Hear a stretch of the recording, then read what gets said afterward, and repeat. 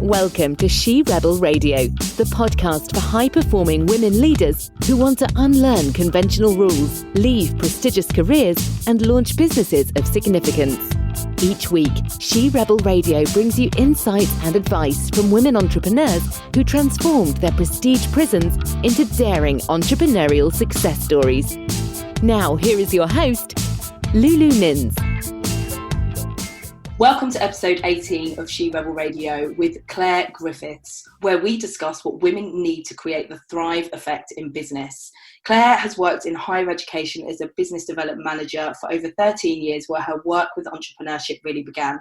As an advocate for women in business and a socialpreneur, Clare founded the Thrive Effect in Brighton in 2018, which is a purpose-led, commercially driven social enterprise. And Clare is on a mission to give female founders and women in business the inspiration, knowledge, and connections they need to start and grow a thriving small business right here in the UK. Clare, it's great to have you with me today. How are you doing? Thanks for inviting me, Lulu. All good. And I'm excited to share a bit about my startup story for the Thrive Effect. Yeah, which has been such an organic process. And I remember, I think it was Sarah from the Good Business Club that we have coming up as a guest on here very soon, said to me that we should connect because of the word advocate. You're an advocate for women in business, as am I. It's a word that I massively resonate with. Why is that an important word for you? Why do you advocate for women and women in business? Well, basically, when you look at the startup industry and you look into the statistics, you can see that there's a much, much lower percentage of women leading and starting up small businesses compared to men. So there's quite a bit of gender inequality in the startup world. And so what I wanted to really do was respond to that through my social enterprise and encourage more women and empower them and support them as best I can to start and build a successful small business. Amazing. And particularly in the UK as well, we, kind of in America and Canada, etc., I feel like a lot of women in business, whilst there's still the gap, seem to be a little bit further ahead from where we are in the UK. Do you agree with that? Yes, no, definitely. And in the UK, along with France and other European countries, men are around twice as likely to set up a business as women. So there's definitely some work to be done, not only in the UK, but other countries in Europe. And like you say, in Germany, however, in the US, the rate of women setting up businesses is much higher compared to the UK and France. Interesting. Have you got any insights or instincts on why that might be? There's lots of research that's been done into the barriers experienced by female entrepreneurs. So I've kind of learned from that. And there is, I find, some truth in what they've discovered. So Deloitte, for example, did some research about female founders in 2016. And they identified like 3 main underlying barriers which were experienced by women. And one of those was to do with like a lack of self-belief. A second one was to do with a self-perceived lack of key business skills. And then a third barrier was to do with like the limited access that women often have to like quality role models and mentors and networks. And I think those ring quite true to me in terms of the people that I've met through the Thrive Effect and those that I've supported recently and in the past. I think sometimes people aren't, people think that women are lacking in confidence and they're not. But they're often lacking in confidence in their business idea. So they do have that element of like a lack of self-belief. So often some of the work that needs to be done in terms of business support is then informing them how they can like validate their ideas and test their ideas before they go and develop like a full business, so to speak. So it's really kind of following that lean startup approach. So I think a lack of self-belief is spot on from Deloitte, but really self-belief in their idea. And then I think a lot of the women that we've met through our meetups and the people we're supporting through our events and our membership organisation, I find they don't often have the connections and the contacts that they necessarily need to build their business. So that's what I've been trying to kind of address that barrier to an extent. Yeah, so introducing women to the women that we're supporting, introducing them to role models through the women that their events, and also have set up accountability partner scheme where I can partner people together to be held accountable and to make sure that like they're reaching their business goals. So I'm trying to kind of broaden or widen the network of the women we're supporting through different initiatives.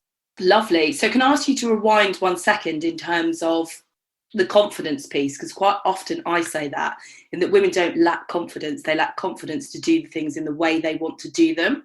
Yeah. So what have you discovered about that? It's I think you said the lack of self-belief in their idea rather than them in themselves. So I can't generalize, obviously, but a lot of the women that I meet through our meetups, they have commercial awareness, they have relevant business skills, which they've gained through their careers. Maybe they've been working in the corporate world, and then they've left that world to either move away from London down to Brighton, or they've set up or started a family. And then from there, they've left their jobs and are wanting to create their own job essentially through their business. So although they might have like really strong leadership skills, business management skills, project management, etc., and commercial awareness, they don't necessarily have the skill set or the mindset they need for running their own business, so to speak. And it's very different, I suppose, when you're working on your own as opposed to working in a team. So I think their lack of confidence comes from that, possibly. And also the fact that they, like with any aspiring entrepreneur, any startup, you never really know, to be honest, whether a business is going to work until you've tested and validated that initial idea, and then either persevered with that or pivoted in some way if things haven't worked out. Yeah, and do you think there's an element of, coming from the corporate world as I do, and I've come across this with my clients and my own journey, in terms of that creativity and validating your own ideas is something that's often not encouraged in those worlds. You're there to kind of follow a very linear path and not actually break out from that and do your own thing.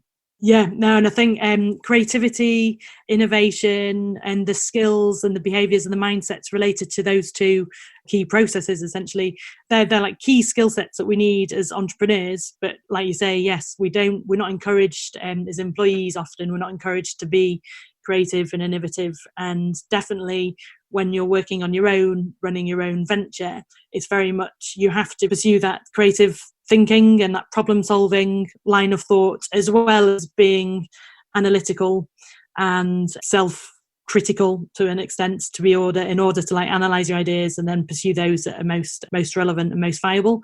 In a team, you would have some people that would work possibly on the ideas generation part of the process of innovation, and then you would have other parts of the team that would work on the idea implementation part of the process.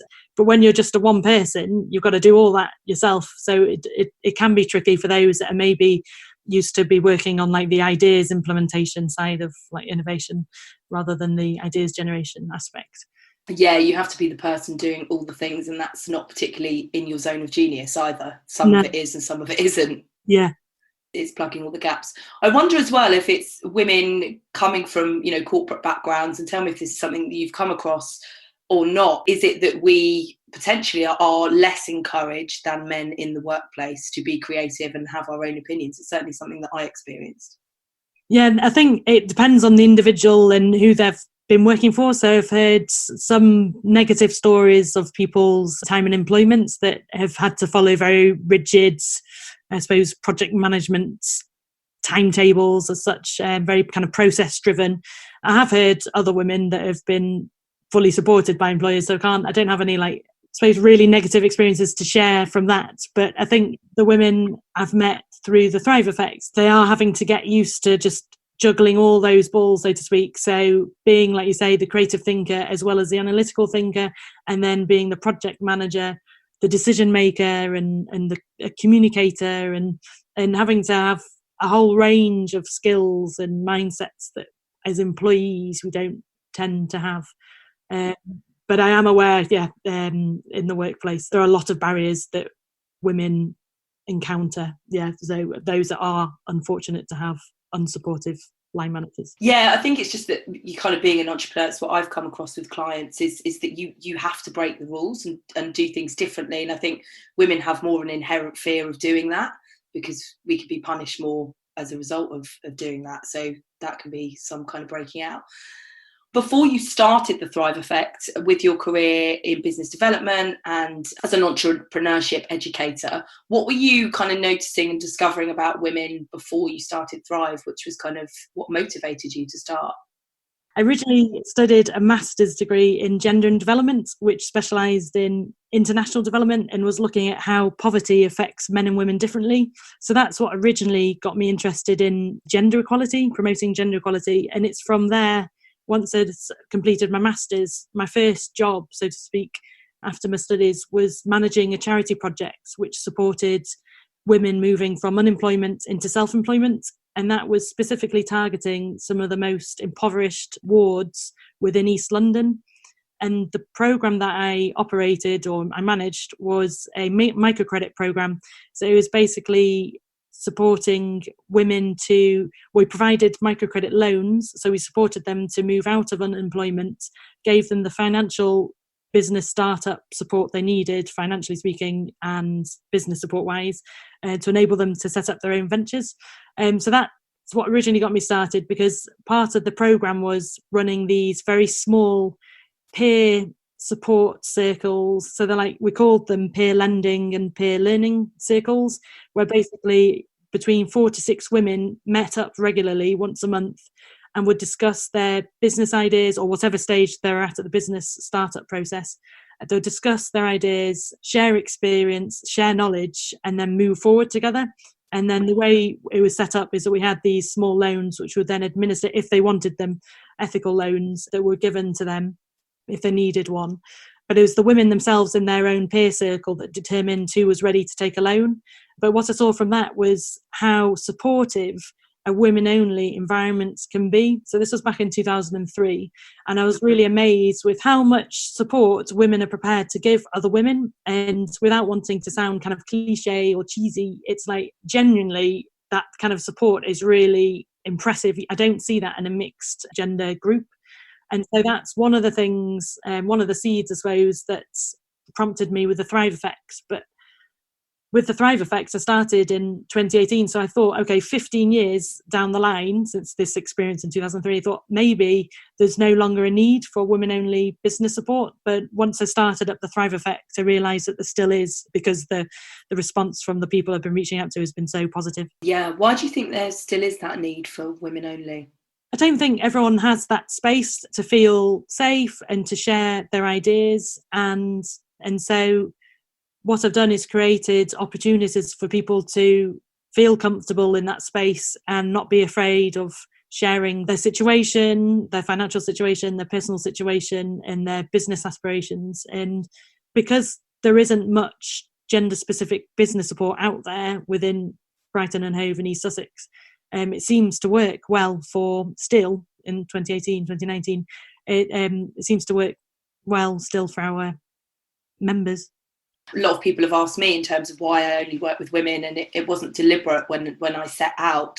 It's just the way things unfolded, and then it became a real specific expertise area, if you like. But women really are requesting those rooms with only women, and that support that is very female and feminine led, which I think is really interesting. With the services that we provide from the Thrive Effect, the meetups we have, so our monthly meetings, they are still women only and will continue to be. And then we do have other events like our brunch where we do welcome everyone, so we try to make that more inclusive. But in terms of the actual kind of provision of like peer support and peer learning, I still feel that it's important to keep that restricted as a women only service. Mm-hmm. And have you received any criticism from other people? I haven't yet. I'm still waiting. So, but I have arguments up my sleeve to defend my case. I think if you go back to the research, so that research I was talking about from Deloitte, I mean, one of the things they said was that they found that those female entrepreneurs have a limited access to like quality role models and mentors and networks. And I suppose this is where I've come in with the Thrive Effect, has really helped link up more established female business owners with aspiring business owners, and hopefully just helped promote the visibility of like female entrepreneurs in doing so. Why do you think, in terms of your experience, that women have lacked those business connections as well, isn't it? It's the networking opportunities and also the role models and other women to look up to. I think in terms of role models, there's still a lack of female senior leaders in the corporate world. And so people haven't had those role models to look up to. In terms of female founders and female entrepreneurs, there are less female-led businesses, small businesses, than male-led businesses. Significantly less, only like between 19 and 21% of small enterprises are led by women. So that naturally then results in there being less like female founders as role models for the next generation, if you mean those that are aspiring and wanting to set up their own business. What I've been trying to do, well, originally I set out to be a magazine, and then we transformed from being a magazine to a membership organisation. But in that, what I was originally trying to set out was promote the visibility of female founders and women in business, to say, look, there are some amazing women out there leading stunning ventures. We can all learn from that. And originally my magazine was there to like kind of showcase and highlight all those success stories, so that they would then be able to like inform and inspire the readers to go on and either start up or build on their own ventures. And it is, totally for me, leaving corporate, it's 5 years ago this month, actually, for me, which I believe will be the anniversary of which when I'm speaking at the Thrive Effect on 27th of November. Oh, great. So, yeah, literally 5 years to the day that I handed in my notice. But I found that very difficult to step out into my entrepreneurship journey for many of the reasons that you mentioned, and not having those women to look up to. And also in corporate, that there's kind of a natural competitive edge. So, there's a lot of competition rather than collaboration amongst women. So I really, 5 years ago, didn't really know where to turn in terms of that support to create a business in a way that actually felt good to me, and not the way that I've been taught and shown how to create business. Yeah, no, I think it's important that whatever business we create, that we do that on our own terms, and that we aren't led by the rules or expectations of other people, and particularly male employers or former employers or partners or what have you. Yeah, because quite often I say, the world, and it's no criticism to men at all, but the business world wasn't actually designed by us as women, and we've kind of squeezed ourselves to fit into it, rather than, I think what we're seeing is a kind of revolution in terms of actually we can tear up the way of doing things, but we need exclusion to have those rooms of women to be able to have that new narrative and that new conversation within. With all your experience over many years, if you could kind of wave a magic wand and change one thing for women, what do you think it would be? Oh, good question. I think more role models and female business leaders who are prepared to open up and share their journeys, their genuine journeys of how they got to where they are now. I think we can learn a lot from other people. I know everyone's different and everyone's path to success is different, but I think we can learn a lot from each other. And I think out there's quite a lot of female founders who run a certain size business, so micro or small businesses, that are prepared to open up how they founded their business. But I think what would be great would be to see more senior leaders from larger organisations just share their journey into how they've built and grown their individual businesses. Particularly in Brighton and Hove, there's a lot of businesses that are micro businesses or small businesses, and they remain very small. And it would be good to find out more from women who have the managing directors or the CEOs, the senior leaders, how they've been able to grow their businesses from that micro level to where they are now. And I think the higher up you go, the larger the organisation. I think there's a lot less people. I mean, understandably to an extent, I suppose there's less people who are prepared to open up and share their journey. But I think we could learn a lot from that.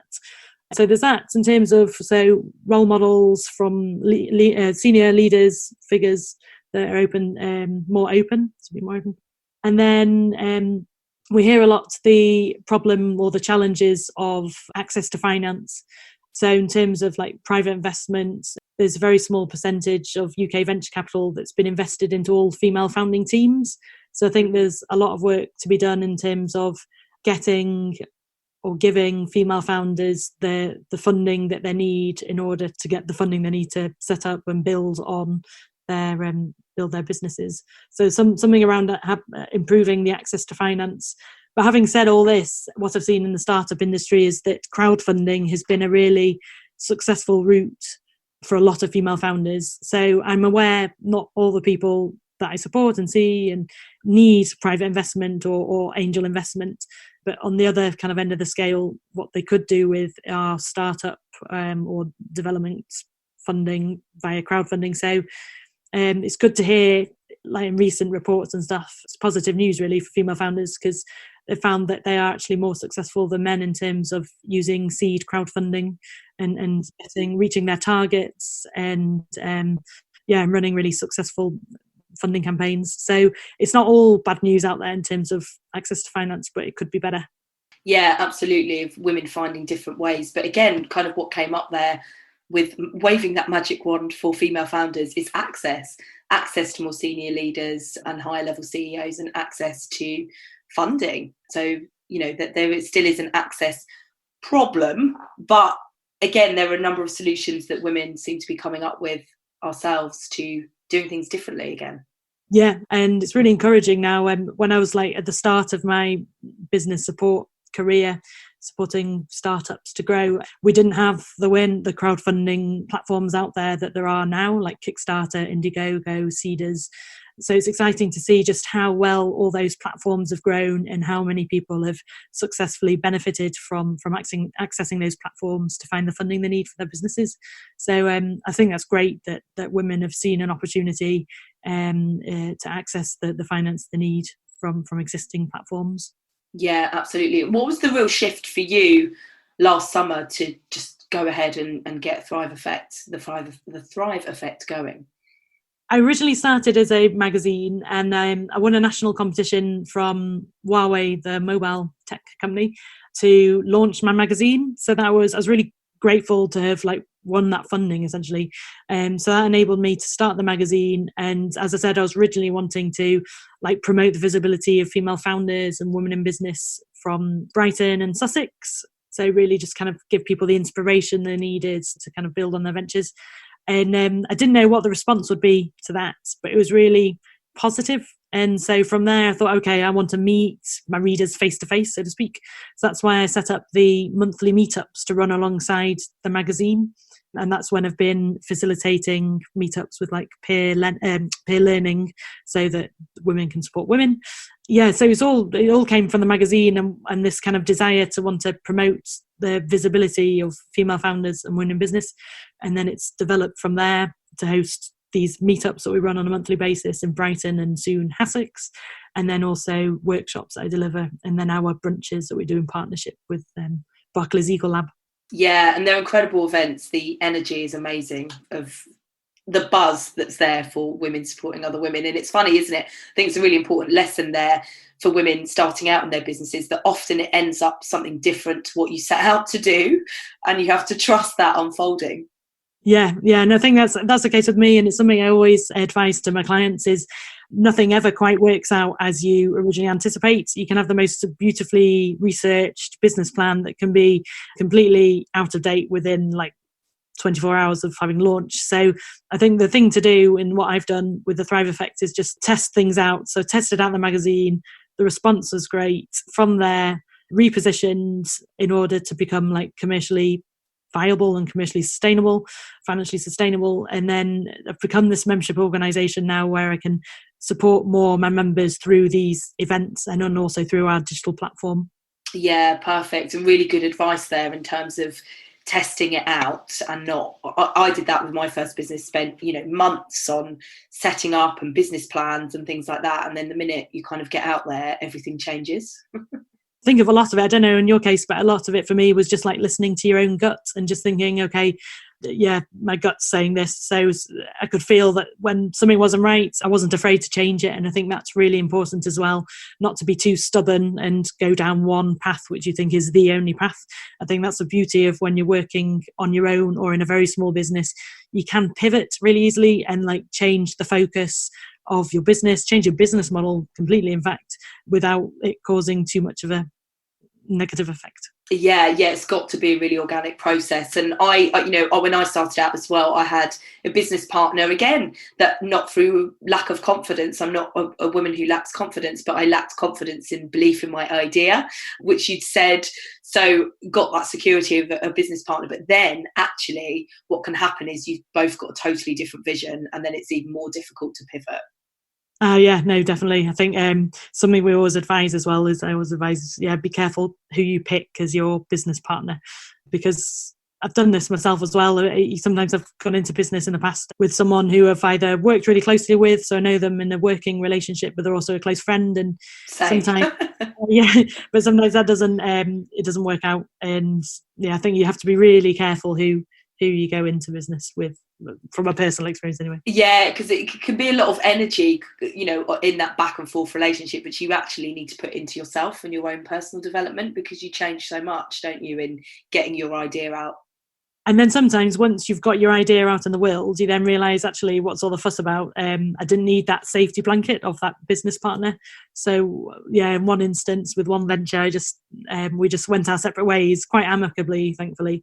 But we went our separate ways, and because I realised, actually, I can do this on my own. So again, with me, I had that lack of self-belief in my idea, and a bit of, I suppose, lack in self-confidence to an extent. But that soon disappeared, actually, once I got out there and started testing out my idea. Yeah, definitely. And I love that you said that, following your gut, following your intuition, and then getting out there and testing it and listening to your market and your audience, and as to what they actually need and want. Yeah. And I think some people are really afraid of, I know, actually, I've seen this a lot with people that have supported. They're afraid to go and ask their potential clients, customers, end users, and actually it's the richest lesson you can learn. The feedback you get from your potential customers and clients, that's the richest kind of information you can get to inform you whether your idea is worth pursuing.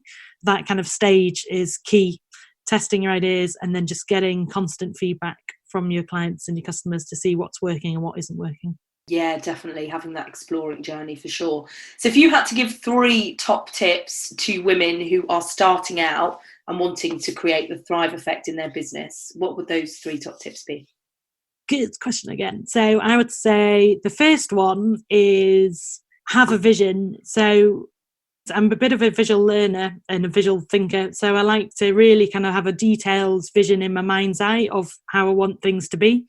And I think it's really important that you have a clear vision of where you want to be with your business, because then it's something you've got a goal in mind and you know when you've got there. But alongside that, be bold. So have a vision and also be bold. So think big. We don't all want to grow companies with, 50, 250 employees, but think big in terms of our own sales income and other kind of achievements that we want to reach. So have a vision, be bold in your goal setting.